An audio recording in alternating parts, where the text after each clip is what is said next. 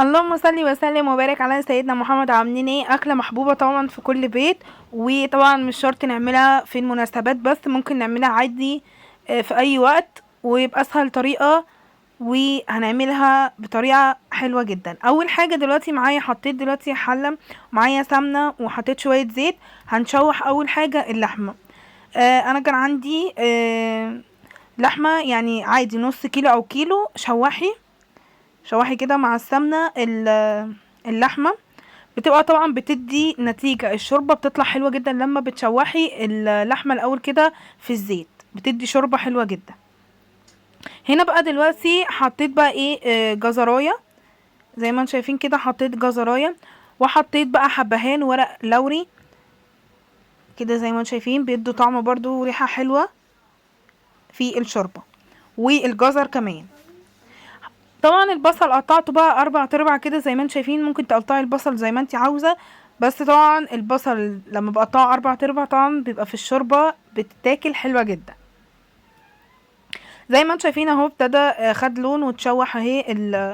اللحمة اتشوحت معايا، اديتها صدمة زي ما بقول لكم كده. دلوقتي حطيت بقى ايه، مية سخنة كده زي ما انتم شايفين، وهسيبها بقى ايه لحد لما تستوي عادي براحتها. هنزل بس ايه بحوالي معلقه كده من الفلفل الاسود، وهسيبها بقى اللحمه تستوي براحتها. هنا بقى دلوقتي يلا بينا نيجي نعمل الرز. معايا دلوقتي برضو حوالي كده معلقه من السمنه وشويه زيت.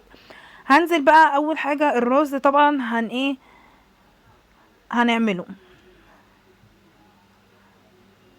طبعا الرز زي ما انتي عاوزه. انا كنت عامله حوالي 4 كوبايات كده من الرز. هنشوح طبعا الرز كده الاول مع السمنه زي ما انتم شايفين كده. الرز يشرب من السمنه زي ما انتم شايفين كده. وحطيت دلوقتي التوابل بقى، ملح وفلفل اسود.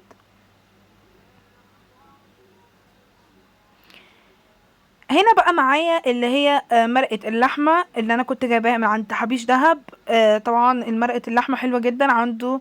تحابيش دهب عنده مرقه فراخ ولحمه، وبصراحه بتدي طعم في الاكل حلو جدا. بعد بقى اما شوحت بقى طبعا ايه الرز كده مع السمنه، رحت نازله ب على قد طبعا الرز على قد طبعا الميه. يعني 4 كوبايات من الرز قصادهم 4 كوبايات من الميه. زي ما انتم شايفين كده هقلب كده لحد ما يغطي الرز كده، الميه تغطي الرز كده زي ما انتم شايفين كده. خلاص قلبت، هبتدي بقى اغطيه واسيب بقى الرز يتشرب ويستوي براحته. نيجي هنا بقى دلوقتي معايا طبعا 5 فصوص توم كده زي ما انتم شايفين، لحد لما خد اللون الذهبي كده زي ما انتم شايفين. هبتدي انزل بقى، نزلت كده بحوالي شوية كده من الخل، حوالي نص كوباية كده من الخل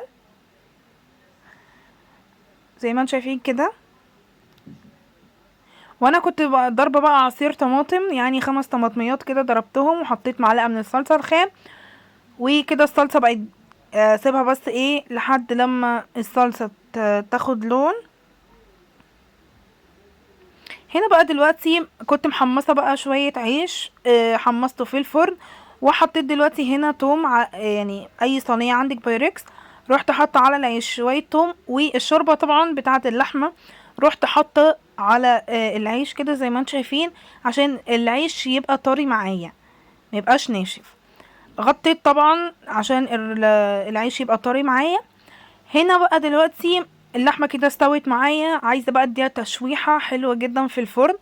دلوقتي حطيت دلوقتي ملح وفلفل اسود، ودوقي طبعا الطعم. وهنا حطيت بقى دهنت كده سمنة على الوش، هسيبها ايه تاخد لون كده على الوش اللحمة. اخدتها في الشواية وادتني اللون جميل جدا. هنا بقى دلوقتي بعد لما الرز بقى الرز استوى خلاص معايا واتشرب وجاهز معايا، هبتدي انزل الرز على العيش زي ما انتم شايفين كده. والصلصه بقت جاهزه معايا زي ما انتم شايفين حلوه جدا. الصلصه كمان انا حاطه فيها توابل، حاطه فيها ملح وفلفل اسود وكزبره وكمون ومرقه.